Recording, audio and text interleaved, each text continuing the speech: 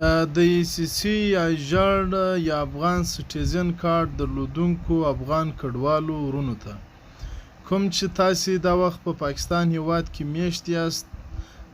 دا اوس د پرون او تېرې ورځې څخه پر فیسبوک باندې ځینې کسان د خپل ټیک ټاک او یوټیوب او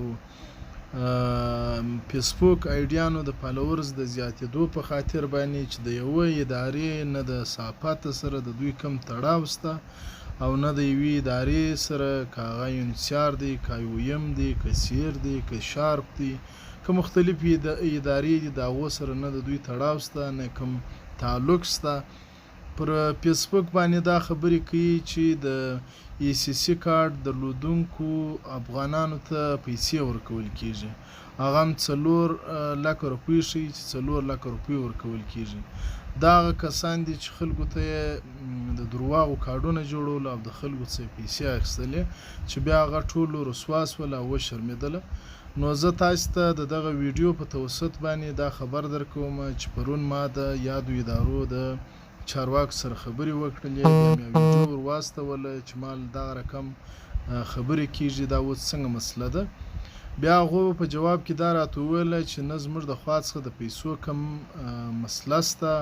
هغه چې کوم هغه کسانو 2 کاله مخکې د کاروبار په نیت باندې د ژړ کارډونه یې درلودله، د هغو سروې سوی وو، بیا هغو کسانو ته د 2.5 لکه څخه تر 5 لکه روپۍ ورکړل شوې د کاروبار په مد کې، او ځینو صوبو او ضلعو کې ځینو افغان کډوالو ته په دا 3 کاله په جریان کې ای سی سی کارت درلودونکو ته 22,000 او 45,000 پیسې مختلفو ادارو ورکړلې. خو اوس داسې خاصه برنامه یا پروګرام نشته، نه تر اوسه پورې IOM تصمیم نیولی دی، نه بیا رسمي. که چیرې فرضاً دوی موږ داسې د پیسو کوم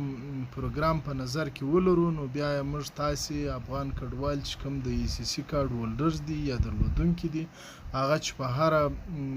ښار کې وي یا فرضاً په کیمپو کې وي، په هره صوبه کې وي، موږ هغو ته ځانونه رسوو، د هغو رجسټریشن کوو، او دوی پر هغه د IOM تېر وار چې کوم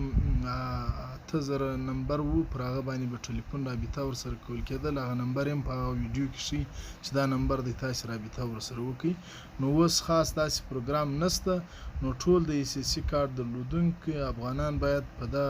خبرو تیر نه وځي. دا خلک صرف یوازې او یوازې د خپلو درواغو د ځان د مشروع کېدو دپاره دغه